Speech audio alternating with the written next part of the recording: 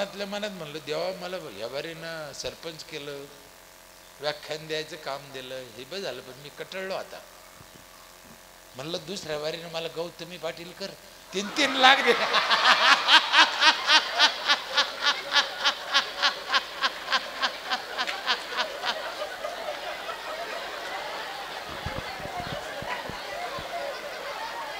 मग 3-3 लाख देते बा, 3-3 लाख.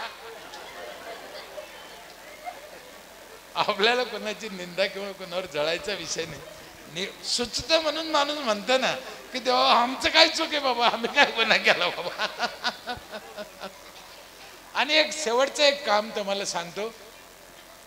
तुमच्या इथं भरपूर आहे म्हातारे माणसं आहेत, त्यांची अडचण असेल असं नाही, पण ज्यांची अडचण असेल, ज्यांच्या घरी प्रॉब्लेम असेल, मुलं बाळं नसतील किंवा मुलं बाळं सांभाळत नसतील किंवा मुलं बाळं बाहेर असतील, म्हातारेच एकटे असेल, म्हातारी असेल, अशा लोकांना गावाने ग्रामपंचायतीने, ग्रामपंचायतमध्ये म्हणा, मंदिरामध्ये म्हणा, रोज एकत्र जेवण दिलं पाहिजे, ह्या मताचं मी आहे.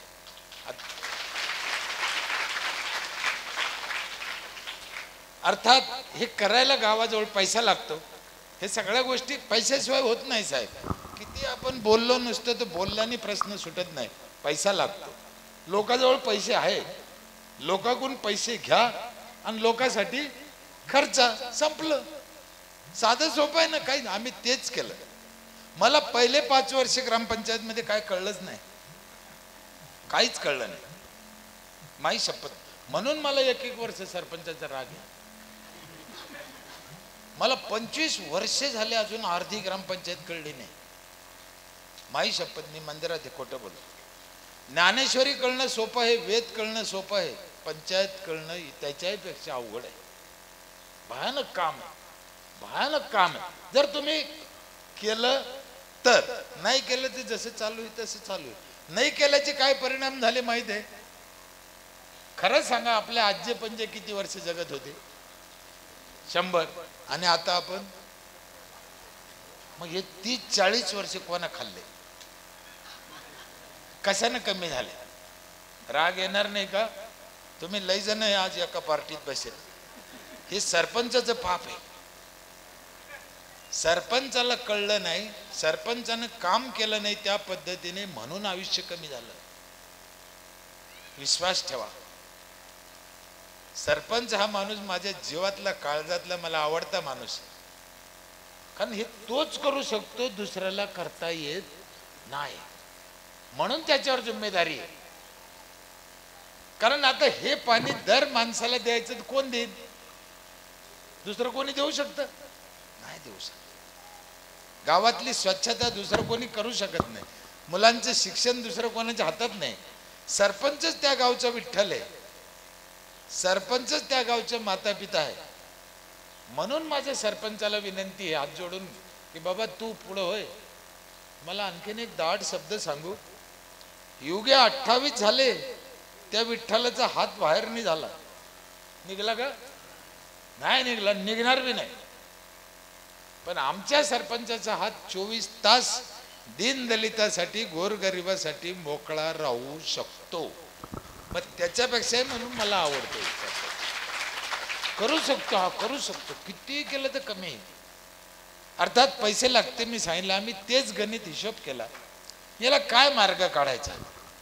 मग मी गणित काढलं का आपल्याला वर्षाला एवढा पैसा पाहिजे कमीत कमी, आणि ग्रामपंचायतीला ते तेवढा पैसा नाही. मग करायचं कसं काय ग्रामपंचायतीने? म्हणून आम्ही टॅक्सच्या रूपानं पैसा वाढवला. माझ्या गावचं खरं गमक जे आहे, खरं गणित, खरं सूत्र तुम्हाला सांगतो. आम्ही चांगले कुठे झालो. 800 घराचं गाव आहे माझं, 4000 लोकसंख्या आहे. लय सरपंच आहे इथे, काही बाहेरगावचे पण आहे. माझी तुम्हाला नीट गणित समजून घ्या. 800 घरे, 5000 रुपये एक घर, 40 लाख रुपये जमा होते. किती? 40 लाख दरवर्षी. आणि माझ्या गावची पद्धत आहे, वर्षाच्या सुरुवातीला 1 एप्रिलला पैसे भरायचे सगळ्यांना. 1 एप्रिलला पैसे नाही भरले का त्याच्या सुविधा बंद झाल्या, म्हणून 1 तारखेलाच भरायचं. महिला 100% भरते आमच्या इथे 1 तारखेला. किती पैसे भरते? 5,000. आणि 40 लाख जमा होते आणि 32 लाख माझा वर्षाचा खर्च आहे. खर्च किती आहे? 32 लाख. जमा होते 40 लाख. 8 लाख माझ्या ग्रामपंचायतला नफा आहे. कळलं? सरकार मला दरवर्षी 40 लाख देते, ते वेगळं. तुम्हाला देते, आम्हाला सगळ्याला देते. योजनाचे कामं वेगळे, आमदार खासदार वेगळा, जिल्हा परिषद वेगळा. मला पुरस्कार मिळाले माझ्या गावाला आतापर्यंत 4 कोटी रुपयाचे, ते वेगळे. लोक देते 40 लाख आणि खर्च आहे 32 लाख. एक घर 5,000 देतं. नीट आहे का? प्रश्न असा आहे, दर लोक 5,000 कशी देते? लोक तर ग्रामपंचायतला देत नाही, मंदिराला देते, सप्त्याला देते, पण पंचायतला देत नाही. आमचे तर का देते? आम्ही सुविधा तसेच दिल्या वापस. काय सुविधा देतो माहिती आहे? माझ्या इथे 5 नळाचं पाणी आहे एका घराला. एका नाही, किती?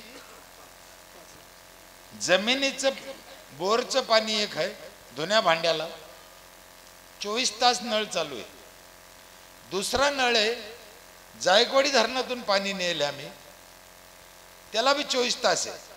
ते पाणी 3ऱ्या मजल्यावर जातं बगर मोटरचं. मोटर लावायची गरज नाही, आमच्या प्रेशरनं 3ऱ्या मजल्यावर जातं. बाईनं खाली नाही यायचं, पाण्यानं वर जायचं. 3रं पाणी आहे. 3रं 20 लिटरची बाटल एका घराला रोज, फिल्टर पाणी 20 लिटर जार रोज. एक कोणत्या पाण्याला पैसे लागत नाही. माझ्या इथे पैसे कशालाच लागत नाही. नंतर 5,000 भरले गो, सालाचं मोकळा झाला. उक्तीक होती. 20 लिटरचा जार केवढ्याला येतो? साधारण 15 रुपये धरा. 15 गरिबी लागी 450 रुपये महिना. वर्षाचे 5,000 झाले. मी घेतले किती? एका पाण्यात पैसे भेटले. 4थं पाणी आहे माझ्या इथे. रोज सकाळी पहाटे 5 ते 8 अख्ख्या गावच्या नळाला गरम पाणी येते आंघोळीला. बाईनं चुलीवर तापायचं नाही. नवरा म्हणला मला आंघोळ करायची, बाई त्या नळाकडे बोट करते, तो नळन तू करशील कर. ते गल्लीतून आणावं लागत, घरात नाही येते. मोहल्ल्यात नळे, तू आपला आण कर. 1 तास 1.5 तास लागतो बाईला पाणी तापून द्यायला रोज. कधी विचार केला आपण? 1-1.5 तास लागतो ना. लाकूड, इंधन, वीज ते वेगळं, पण तिचा टाइम रोज 1-1.5 घंटा जातो.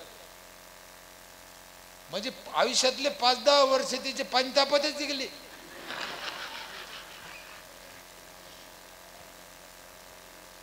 बर, तुमच्याकडे काही सुधरेल लोक आहे म्हणून बरं असेल. आमच्या मराठवाड्यातले बेकार आहे. काय बेकार आहे माहिती आहे? नुसतं तापून द्यायचं नाही, जिथं आंघोळ करायची तिथं राजाला नेऊन द्यायचं. इकडं कसं आहे? तसंच आहे. त्याच्या हाताला पिअरलेस होईल, त्याला काय बादली नेता येत नाही. घेऊन चाल. नीट समजून घ्या, आंघोळीला त्या माणसाला जायचंय, पण त्याला हातात बादली न्यायला काय प्रॉब्लेम आहे? मी बायकोची बादली न्या नाही म्हणलो. नीट समज. तुम्ही चालले ना, तुम्हाला जायचं नसतं तर गोष्ट वेगळी. तुम्ही तिथं चाल, पण नेत नाही बादली. याला गर्व आहे ना मी माणूस असल्याचा. रोज 1 घंटा काम वाढील तिचं. 1 घंटा शेतात बाईनं काम केलं तर 25 रुपये मंजुरीचं काम करीन. 1 तासात 25 रुपये कमीन बाई. 750 रुपये महिना. 12-7-84 9,000 रुपयाचं काम वाढतं सालाचं. दिसत मी म्हणलं ना, बारकाई संसार केला तर सुयन बारीक, नाही तर मुसळवून ठोसा. म्हणून तिचा टाइम वाचला, इंधन वाचलं, तिचे डोळे खराब व्हायचे वाचले, वीज चोरी वाचली. पाणी, चौथं पाणी. आणि आता पाचवं पाणी आम्ही आणखीन एक या पद्धत याच्यापेक्षा भारी, हे तर पहिलंच होतं, आता पाचवं मशीन आणले, चालू केलं आम्ही. अमिताभ बच्चन, शाहरुख खान, शरद पवार साहेब, उद्धव ठाकरे साहेब पिते त्या क्वालिटीचं पाणी माझ्या गावातली रोजानं जाणारी बाई बगलात घेऊन जाते पिते. आणि ती 100 वर्षे जगली पाहिजे ना. जपानच्या मशनी तांब्याचे फिल्टर आहेत, तांब्याचे. पूर्वी ऋषी मुनी तांब्यातलं पाणी पित होते बघा. आपला हेतू काय की माणूस 100 वर्षे जगावं. तू त्याचं जगन कसं जगायचं, पण तू जगला तर पाहिजे ना. आता 60 वर आले तर आपले नातू, पुढचे नातू कधी इथं 30 आणि 35 मध्येच जातील ना. आणि मग नक्की काय कमी लाभून. साहेब, छत्रपती शिवाजी महाराजांच्या मावळे घोड्यावर फिरायचे तर तलवारीचं वजन 35 किलो होतं. किती? तलवारीचं वजन उभं राहा, किती भरण वजन, किती वजन, कोणा केलं हे, कोण जिम्मेदार आहे. म्हणून आपल्या पुढच्या पिढीसाठी आपल्याला काहीतरी चांगलं ठेवायचं असेल तर पोरं धष्टपुष्ट पाहिजे, शरीर चांगलं पाहिजे, 100 वर्षे जगले पाहिजे. या पद्धतीचं काम पंचायतीनं करायचं आहे, पंचायतीने. म्हणून 5 प्रकारचं पाणी आहे. माझ्या इथे एक पिठाची गिरणी आहे ग्रामपंचायतची, वर्षभर दळण फुकट. तुम्ही हिशोब करा, आम्ही 5000 घेतले पण देतो काय काय वापस. पिठाची गिरणी आहे, वर्षभर दळण मोफत. किती दळून न्या, लग्न करा, साखरपुडे करा, बैलाचा भरडा करा, वर्षभर मोफत. छोट्या छोट्या 10 मसनी आहे महिलासाठी. मसनी कशाची आहे? बटाटा चिप्स, बटाटा चिवडा, शेवया, पापड, मसाले करा, धने पावडर करा, मिरची पावडर करा, डाळी सगळ्या करा, ऊसाचा रस काढा. हे सगळ्या मसनी मोफत आहे. मोटरसायकल 4 व्हीलरमध्ये हवा भरायचं पण मशीन आहे मोफत. वर्षभर गोडतेल करून न्या, तुमचं धान्य आणा, त्याचं गोडतेल करा, करून न्या. याच्या मागचे 2 हेतू आहे आमचे, का त्याचे 2 पैसे वाचन आणि तिला शुद्ध खायला मिळेल. बाजारातून आणलेलं गॅरंटी. मी आज एक व्हिडिओ पाहिला, आशीर्वाद आटा एवढा नामांकित, प्लास्टिक निघालं पिठात. म्हणजे तो उंडा पातळ नाही झाला, दूध काढलेलं तर प्लास्टिक सारखं झालं. मसाले पावडर मध्ये तेच झाले. तुम्ही पहा, हॉटेल सारखी भाजी घरी लागते का? हॉटेल सारखी नाही लागत. मग असा कोणता मसाला आहे का जो आपल्या बायकोला माहित नाही?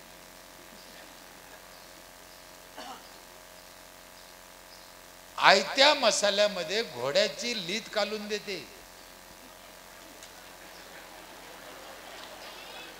म्हणून त्या भाजीनं जळजळ होते बघा तुम्ही घरी. आणि ती चव वेगळीच लागते. ती घरी कशी लागेल तुम्हाला तशी काय? ज्या माणसाला लईच हॉटेलची चव आवडत असेल त्याच्या घरच्या लक्ष्मीला माझी विनंती आहे का बाई कुठून तरी आण घोड्याची लीद जरशी. त्याच्याशिवाय त्याची चव त्याला येणार नाही. कचरा लोकांच्या घरून आणतो आम्ही. सरपंच मंडळी नीट आहे. कचरा लोकांच्या घरून आणतो प्रत्येकाच्या. त्याला 2 बकेट दिल्या. कचरा तू घरी ठेव तुझ्या वाट्यावर, आमचे माणसं जाते घेऊन येते. रस्त्यावर फेकायचा विषयच नाही. प्लास्टिक ठेवायला पिशवी दिली, कचऱ्याचं खत करतो. प्लास्टिक त्याच्यात गेलं नाही पाहिजे. प्लास्टिक फार बेकार आहे. 1400 वर्षे सडत नाही. चांगल्या बाबाची औलाद आहे हा ना. प्लास्टिक खाली जाळलं तर आकाशाला छिद्र पाडतं. मग प्लास्टिक जाळायचं नाही, प्लास्टिक फेकायचं नाही, वावरात तर लगेच टाकायचं नाही. फार बेकार आहे. मग काय करायचं? जमा करा, रिसायकलिंग, भंगारवाल्याला वापस द्या. पण लोक ऐकत नाही. किती सांगा की प्लास्टिक बाजूला करा करा. मग आम्ही एक पिशवी दिली लोकाला, या पिशवीत ठेवा बाबा. तरी नाही. इकडे टाक, तिकडे टाक, खाली टाक. एखाद्या बाईला रागवलं का, बाई तुला कळत नाही, भाऊ लेकराकून झाला असेल, काय बोलता, आपल्याच तोंडात मारून घ्या. मग आता 2 वर्षांनी काय केलं आम्ही, एक नवीन पद्धत चालू केली. घरातलं जुनं प्लास्टिक पंचायत 15 रुपये किलोने विकत घेते लोकांकडून. एक तुकडा फेकीत नाही. बाया एवढ्या सज्जन झाल्या, तिचं तर ठुतीच.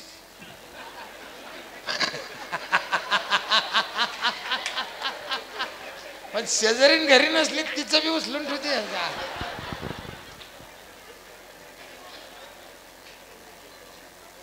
तुम्हाला खरं सांगू का, राग नाही यायचा ना, सरपंच होणं लय सोपं आहे. सरपंच होणं लय सोपं आहे, पण हे रानडुकरं सांभाळणं लय अवघड आहे.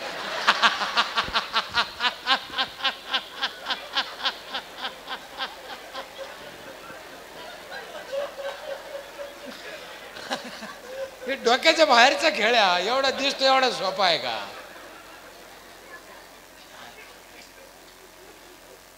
म्हणून यांना सांभाळता आलं पाहिजे, यांना आकळता आलं पाहिजे. यांच्याकडून कसं करून घ्यायचं ती कला आहे. सरपंचात ते गुण असते, त्यांना ते बाहेर काढायचे. सरपंच निवडणुकीत ते गुण वापरतो आणि निवडून आला का बसतो. निवडणुकीत काय काय डोकं लावतो पहा. साडूला फोन कर, काकाला कर, याला कर, त्याला कर, तिकून पड. बायकोचं मतदान एकीकडे, नवऱ्याचं मतदान एकीकडे करतो हरामखोर.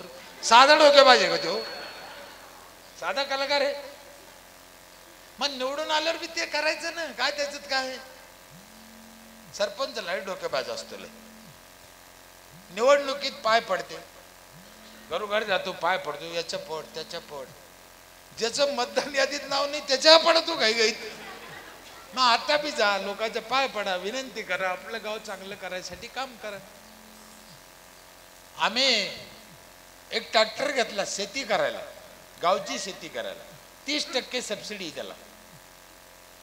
म्हणजे एखाद्या शेतकऱ्याचे नांगर मोगड्याचे बिल जर 10,000 झालं बाजार भावानं, तर आम्ही 7,000 घेतो, 3,000 त्याला माफ करतो. तुमच्याकडे 1 एकर नांगराला किती पैसे लागते? साधारण 1 एकरला 2,500. मग आम्ही 1,600-1,700 रुपयात एकर एक नांगरून देतो. ट्रॅक्टर पंचायतचे आहे, सरपंचाच्या मालकी, ग्रामपंचायतच्या मालकीचे आहे. आणि दर ग्रामपंचायतीने ट्रॅक्टर घेतलंच पाहिजे. एवढं मोठं गाव, एक पंचायतला एक ट्रॅक्टर लय झालं का? पण गोर गरीब 1 एकर 2 एकर शेती केल्या जातील, सबसिडी मिळते ना. आणि ग्रामपंचायत तोट्यात जात नाही. मी आधी सांगितलं, एवढं देऊन माझी ग्रामपंचायत 8 लाखाला नफ्यात दे, 32 लाखात सगळं भागतं. 1,600 रुपये एकर नवीन नांगरीला तरी डिझेल ड्रायव्हर निघतो, काय अडचण आहे. ट्रॅक्टर घ्यायला आमदार खासदाराकडून पैसे मिळू शकते, जिल्हा परिषदकडून मिळू शकते, लोन घेता येतं, अनेक प्रकार आहेत. मला घेऊन 4 वर्ष झाले. तेव्हापासून लोकाला 30% सबसिडी देतो. सरकार देतं, शेतकऱ्याला नाही असं नाही. पण सरकार कधी देतं तुम्हाला माहिती आहे? सरकारचं म्हणणं काय, तू एकदा फाशी घे मग तुला 2 लाख देतो. आता मेलवर काय करतो, त्याला फाशी घेतल्यावर 2 लाख देतो. जगला पाहिजे याच्यासाठी पाहिजे ना. पण सरकार संग डोकं लावून आपलं डोकं फोडून घेणं आहे. आपण सरकार बदलू शकत नाही. हे जे 288 आहे ना, आता हेच पुन्हा निवडून येणार, दुसरे येणार. म्हणून त्यांच्याशी डोकं लावायचं नाही. आपली आपण करा सोडवणूक, हाच गावाला पर्याय आहे. तुमच्या इथं खुर्ची नाही म्हणे, जाऊन सांगा मुख्यमंत्री उपमुख्यमंत्र्याला काय चाललंय खुर्चीसाठी. काय उरलंच नाही, काय राहिलंच नाही. काय करते अजून पुढं पुढं काय काय चमत्कार होणार आहे ना, आपल्याला पाहावं लागणार आहे. त्याचा काही अंदाज नाही त्याचा.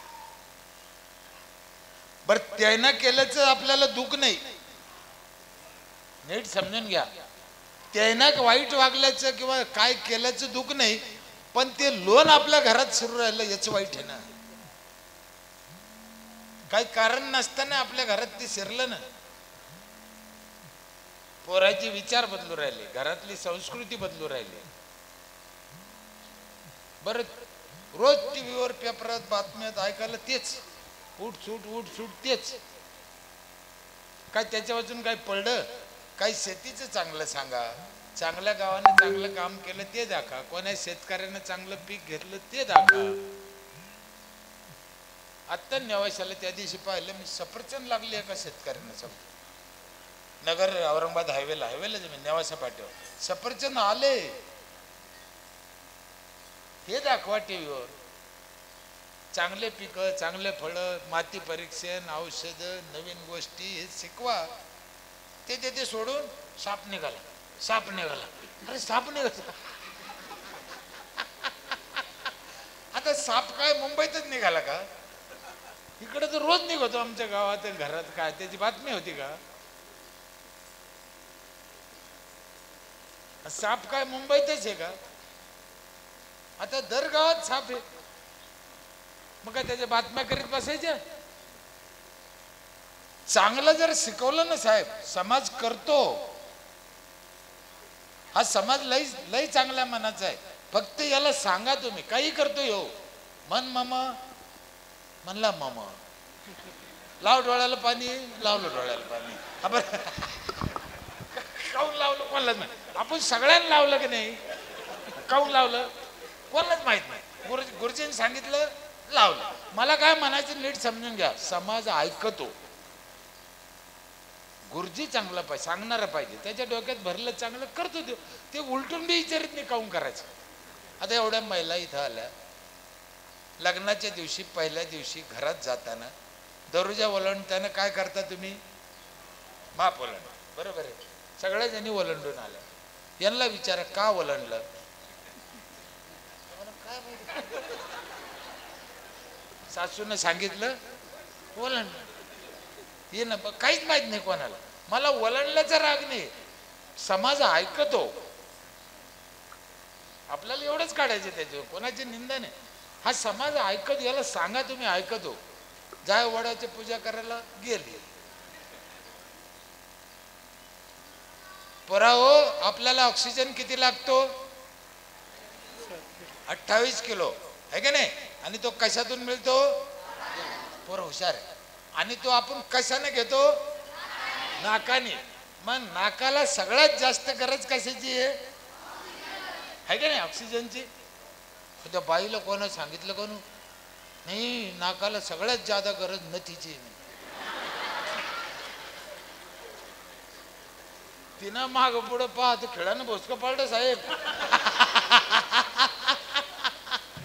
समाज ऐकतो. नीट लक्षात घ्या, आपला मुद्दा काय? समाज ऐकतोय. मग तिला जर सांगितलं असतं नाकाला सगळ्यात जास्त गरज झाडाची, एक लाव, तिनं लावलं नसतं का? सांगणारा हरामखोरी, चुकीचं सांगितलं. मग मला सांगणाऱ्याचा राग आहे. आम्ही काय केलं, आमच्या इथं एक नवीन पद्धत चालू केली. बाई तांब्या ओलंडती ओलंड, पण घरात जायच्या आधी नवरा बायकोना दरवाजात, खळ्यात, शेतात कुठंतरी एक झाड लावून मग घरात जा. चालू झालं. ते नवरदेव नवरी झाड लावते, मस्त जाते. ती नवरी एवढं जपती त्या झाडाला. पहिल्या दिवशी लायले ते मोडून देईन का? तिनंच खड्डं करायचं, तिनंच लावायचं. एकदा नवरी खड्डं करीत होती, एक म्हातारी आली.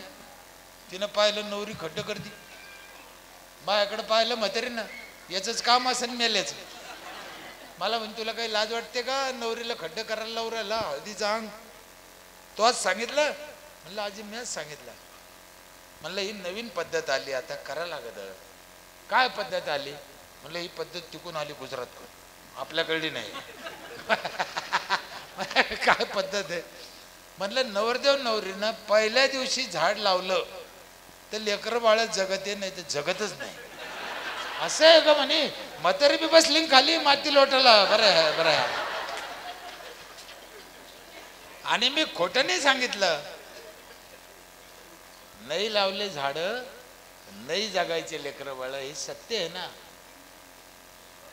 म्हणून संतांना सांगितलेल्या गोष्टीची दुसरी बाजू समजून सांगा, कोर्टात जायची बारी येणार नाही. आम्ही एक बाजू समजून सांगतो, अंगलट येतं. दुसरी बाजू समजून सांगा. सध्या परमार्थात संतांचे विचार सांगणारी जी मंडळी आहे, यांना माझी हात जोडून विनंती, तुम्ही सांगता ते खोटं नाही, पण त्याची दुसरी बाजू मांडा. नाण्याला दोन बाजू असतात. दुसरी बाजू मांडली तर ते सिद्ध होतं. जसं मी काय सांगितलं, पहिल्या दिवशी झाड नाही लावलं तर लेकरं बाळ जगायचे नाही. एका बाजूने अंधश्रद्धा आहे, पण त्याची दुसरी बाजू काय आहे, नाही लावले झाड तर नाही जगायचे लेकरं बाळ, ही दुसरी बाजू विज्ञानाची. म्हणून